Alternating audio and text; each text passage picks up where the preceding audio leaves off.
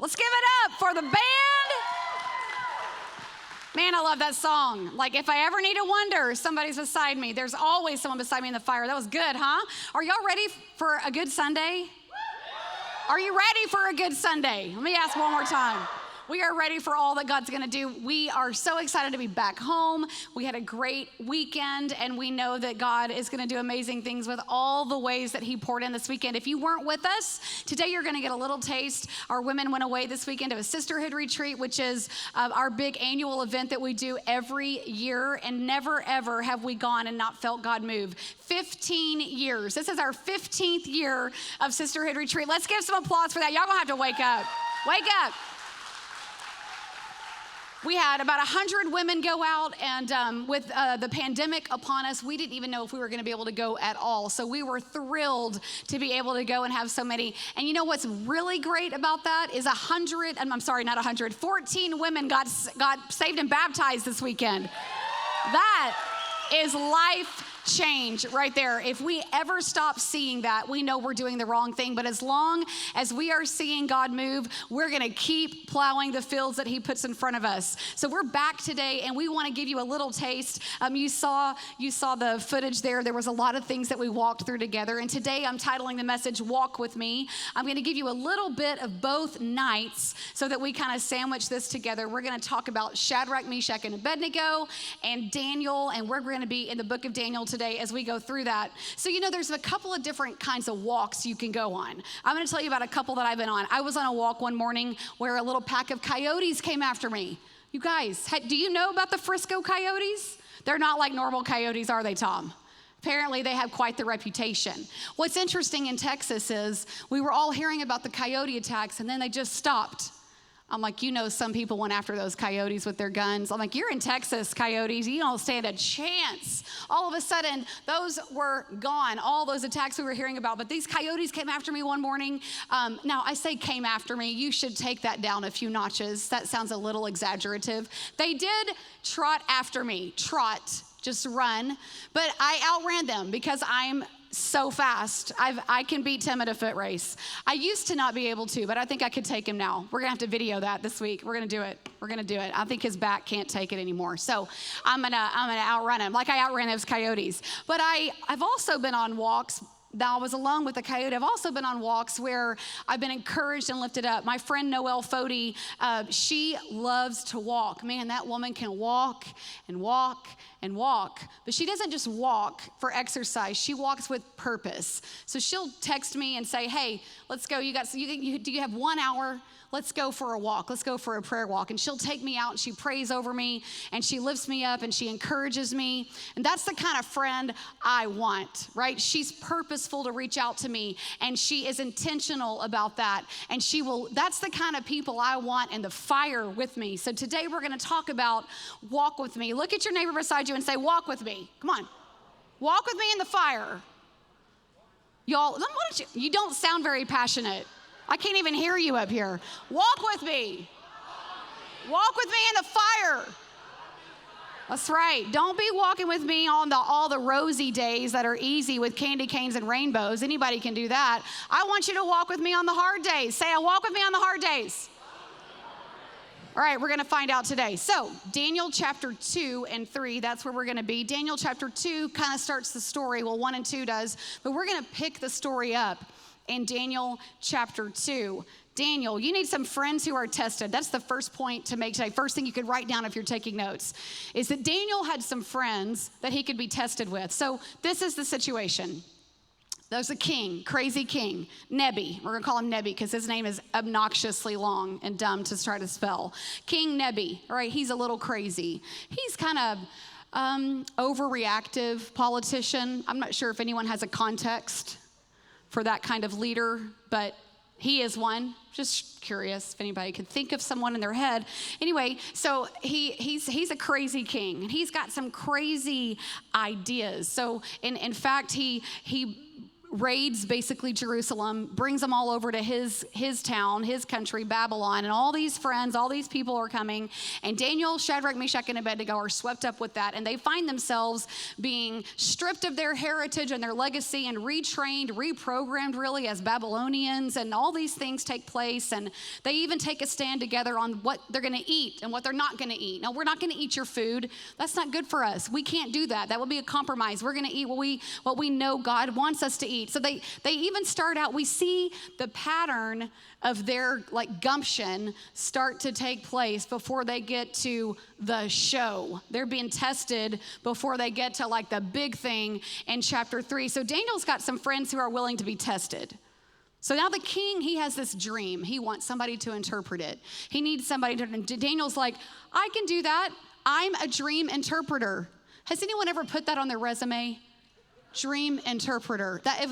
It's not a thing today. It was a thing then. Like there were people that did this. Apparently Daniel was really good at it. Like that's a skill set I have. Can you imagine walking in? What do you think your positives are? What do you think your skill set is? I'm really great at interpreting dreams. Would you like me to try it now?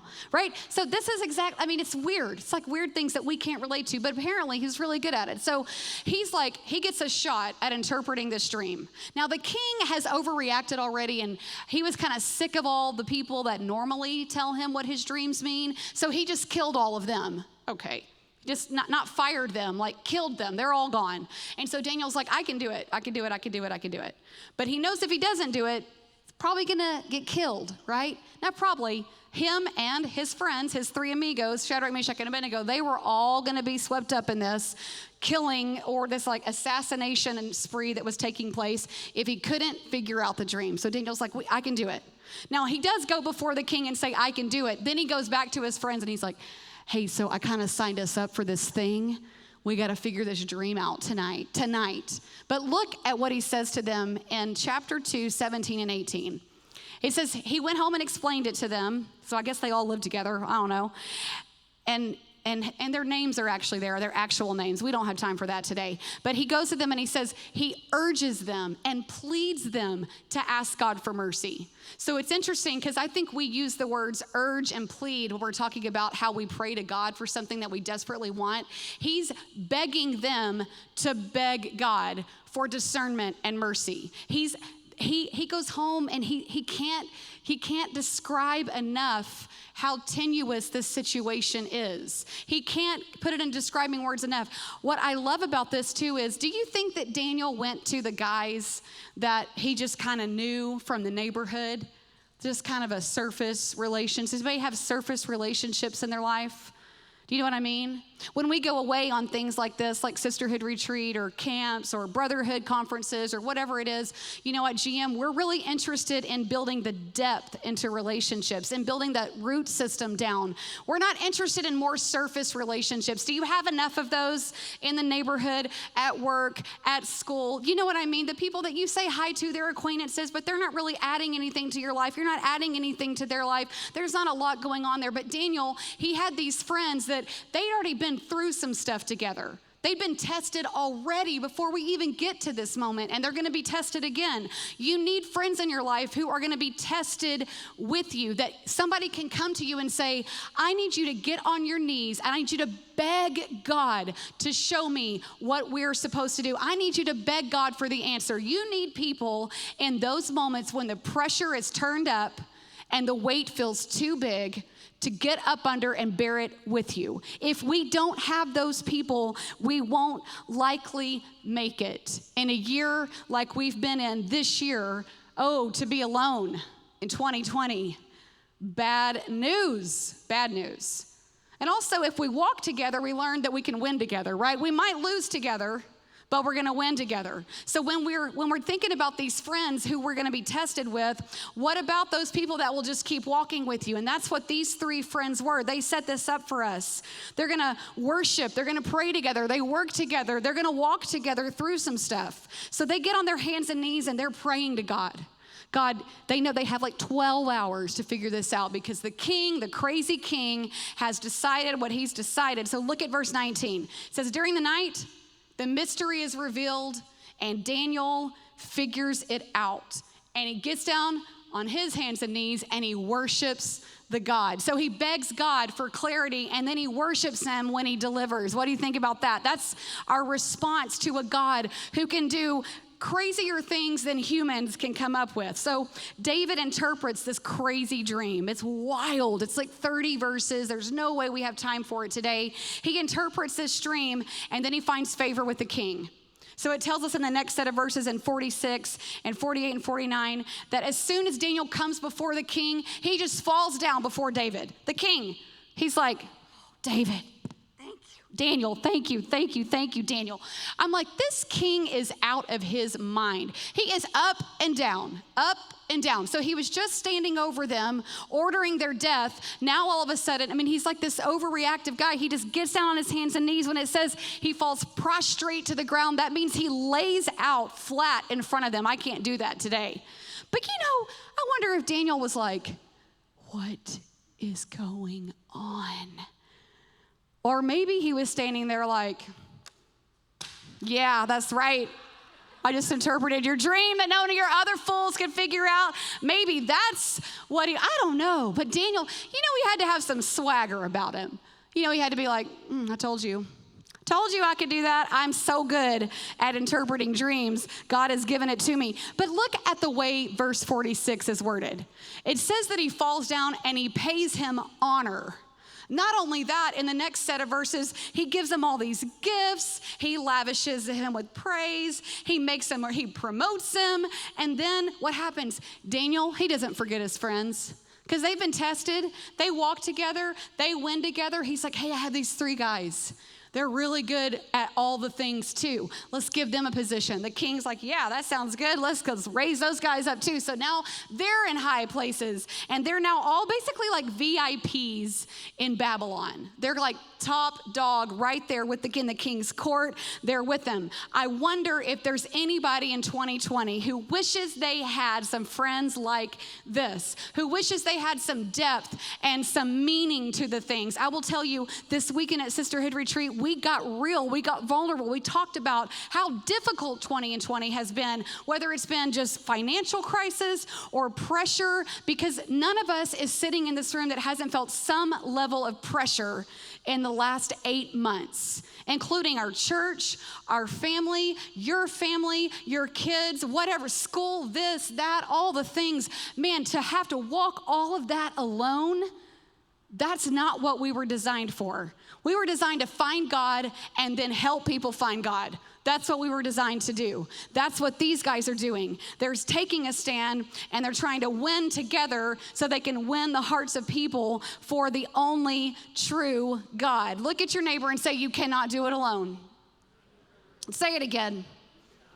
There you go. I like it. All right, let's fast forward 16 years later. 16 years later, we're in Daniel chapter 3 now. Now the big show. Here it is. So as we get into this, these guys, if you want to talk about the heat being turned up, the heat's about to be turned up on their lives. The heat is about to be turned up on their lives. Here they go.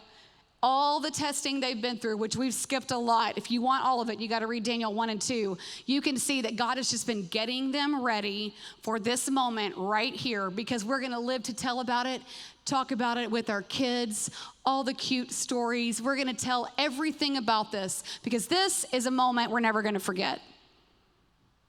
That if you want to try to enjoy the light of God, maybe you have to go through some stuff and endure the heat to get to the enjoyment of the light. So as we fast forward 16 years, now this king has gotten crazier and crazier. But for the last 16 years, they have established a relationship with him. They are kind of in and out of his palace, living life with him. They're in the court, which means like there's some of the people that are high up that get to be around the king all the time and in and out of his house. They know him on a personal basis. He knows them, but he's decided this crazy, they first of all, they know how crazy he is.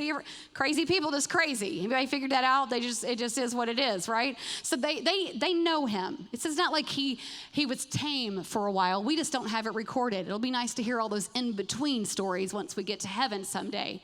But here they are, and this king builds a 90-foot statue of whatever god, and he wants everyone to bow down to it. It's 90 feet tall and 9 feet wide, basically like 2 of me sideways wide. This thing was huge.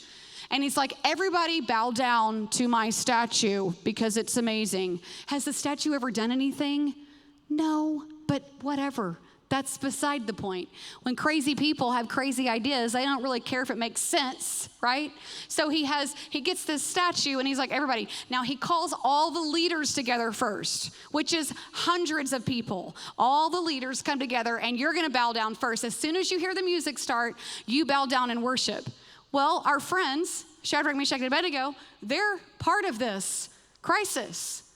And do you think it was a crisis, a personal crisis is occurring in their minds? They're like, we can't do that. We're not doing that. We serve one God. We can't worship down to an actual idol. We talk about idols in here as like concepts, right? It's not an actual thing in front of us, maybe. We talk about like our desires and wants and vices and the things we stumble with, those being like idols, maybe our phone, maybe social media, maybe how we look, how we dress, all those things. This is an actual statue. And they're all gonna be out here. No one's gonna be hidden. They're all gonna be exposed.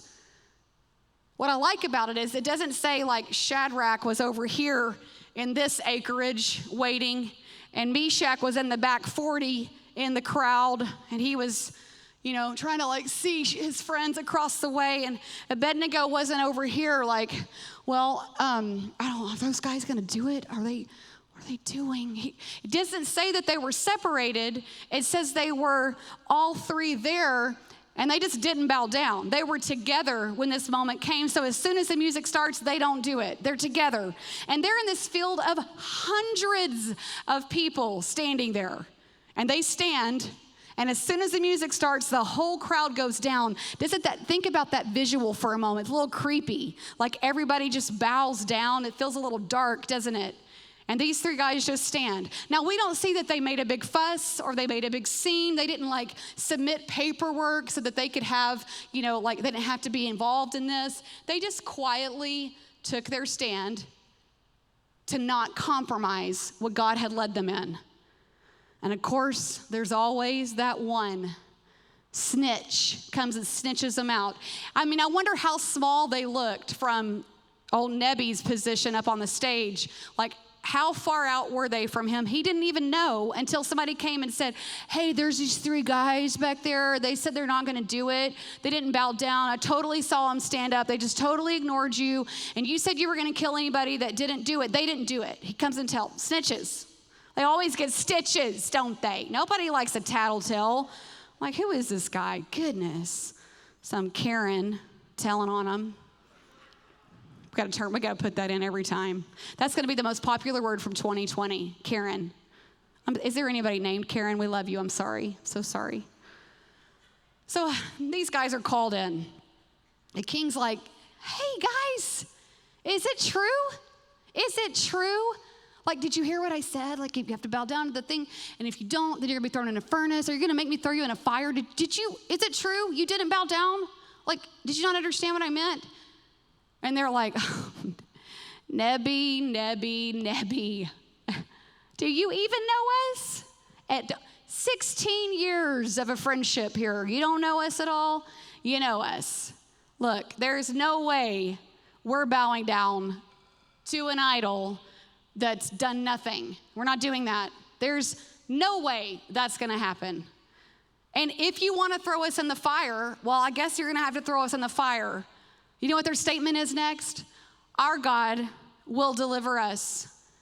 And if he doesn't, we're still not worshiping your idols. I asked the women this weekend, what is your fill in the blank? If he doesn't do what? Then what do you do?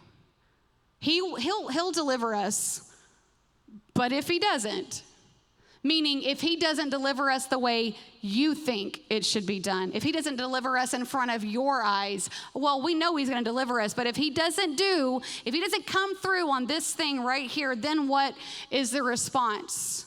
God is often seen as a cosmic Coke machine. We just put our money in and we pick our choice and we want it to come out and do exactly what we want. We want a Coke. I want a Dr. Pepper. I want the Sprite. I want exactly what I want. I want it delivered right now. I want you to do it this way. And if it doesn't happen, we start beating on the Coke machine and we start beating up God and say, it's your fault that nothing ever works out in my life.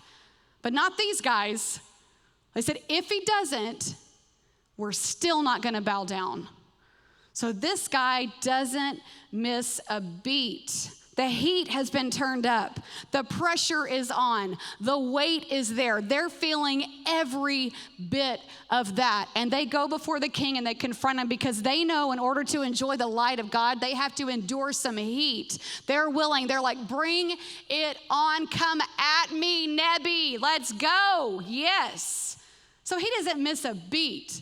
He's like, instantly, they start tying them up, and he like overreacts again. He turned the furnace up 7 times hotter than it's ever been before. Bring the strongest army in to tie them up. So he brings in like the Navy SEAL Green Beret guys, the elite of the elite of the elite, to like wrap them up and throw them in. You could put the verses up now, and it's in, I think it's in 21 and 23 of Daniel chapter 3, and he says, with all their clothes on, like, instantly. So they were just in the field 10 minutes earlier, not bowing down. I mean, it is instant. There wasn't any like go home and say goodbye to people.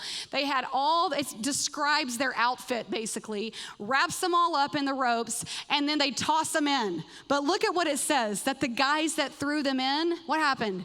They're killed from the heat, the intensity that's coming out of there. Have you ever been that close to like, you turn your fireplace on for the first time, or you're outside around a campfire and you're like, oh, it's too hot. Like you get in there, you can't sit very long because that heat comes at you. Imagine this. It was so hot and so fierce and so strong that the guys that just got just this close to toss a body in, they fell dead. Wow. So you're like, there's no way they're going to make it. There is no way that these guys can get out of this. I mean, it's over. Like, well, he didn't deliver him, did he? I mean, they just got thrown in. There's no way humanly possible that this is going to work out. But we serve an extraordinary God who specializes in the impossible. That is his specialty. In any situation where you think there is no way we can overcome this, there is no way we can get out of this, there is no way I can figure it out, or I can be nice enough or good enough or passionate enough or whatever to overcome this thing that's in front of me. There's no way. There's no way. I don't have enough money. It's not going to work out. I can't figure it out. That's where God steps in, and he becomes extraordinary in the midst of your ordinary situation that feels completely insurmountable. So when we find ourselves in situations that are dire, like 2020 has brought on for us, when we find ourselves walking in a place where we can't find the answer, who do you have surrounding you, and what God are you willing to bow down to? What God are you willing to stand up for? What God are you willing to stand and worship and praise and proclaim? That's the question. Let's look at what happens in verse 26 and 28. 26 through 28. He's like, he threw them in, and they all went. And what happened? I'm sorry, I meant actually the wrong verses. 24 and 25. You guys following me? You're actually better than me because I called for the wrong ones. Look at this. He threw them in, they die, and what happens? Nebuchadnezzar, he's like, did he hear him screaming? Did he hear cries? Did he hear him tormented? He says that all of a sudden he leaps up. He's like, hey, how many guys did we throw in there? I mean, can you not remember? I mean, this guy's out of his mind. How many guys did we throw in there? Like, did we throw 3 in? Yeah, we threw 3 in. He's like, well, there's 4 in there, and one of them is glowing like the Son of God. I love that. Glow Jesus. He just shows right up, right? I'm like, I need you to shine brighter than everything else around me. That would be great. But I wonder, like, was he already in the fire when they got tossed in? When they got tossed in and they were ready for, like, you bracing yourself for the pain, would they, like, this is me on a roller coaster, just like trying to get through it when I'm terrified. Where their eyes close and they open and they're like, oh my gosh, it's Jesus. He's here.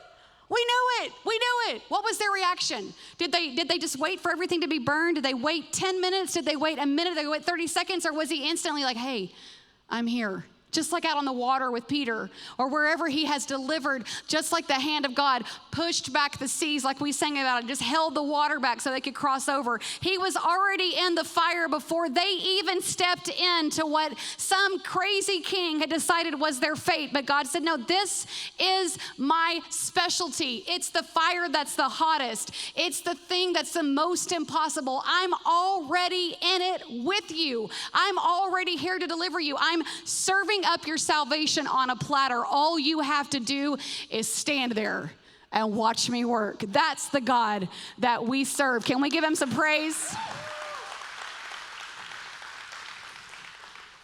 An extraordinary God for extraordinary times. That's who we serve. It says that those guys came out of that hole. They came out of that fire. And they were unburned, no burns, no first, second, third degree burns. Not a hair on their heads was touched. Anybody ever smell burning hair? It's terrible. None of that. All their clothes were intact. Not one strand of cotton had been burned up. Then it said they didn't even smell like it. You ever sat around a campfire and realized you got to wash everything that you had on? Even if you were out there 5 minutes, you smell like it, right? Nothing. There was no evidence on them anywhere that they had been even thrown in a fire or been through anything difficult. All that anybody in the world was talking about was the fourth guy that was in that fire unexpectedly. That's what the story is. That they got thrown in and Jesus showed up. He was already there. Isaiah 43:2 has never been so prominent. When we think about that, though I might walk through the flood waters, those rains are going to come. They're not going to take you over. You're not going to drown. That water's not going to get too much. And when you walk through the fire, you won't be burned. You're not going to be set ablaze. Just wait and watch me work. Psalm 23:4 says, though I walk through the valley of the shadow of death, I will fear no evil because you are with me. Your rod and your staff, they comfort me. We use that at funerals a lot. But let's talk about walking through the valley of the shadow of death in real life every day. That's what this is talking about. Man, I was in the shadow of death. I got tossed in a furnace. But Paul wraps it up beautifully when he says in 2 Corinthians 1:8-10, we were burdened excessively. He's describing the situation they found themselves in, he and his team. Beyond our strength. Whoa, I mean, these are words that we could connect with. We despaired even of life. We had the sentence of death within ourselves that we didn't even trust ourselves anymore. We only trusted the God who raises people from the dead. And verse 10 says, he did deliver us from such a great peril of death. He will deliver us, he on whom we have set our hope, and he will yet deliver us. You know what that says to me?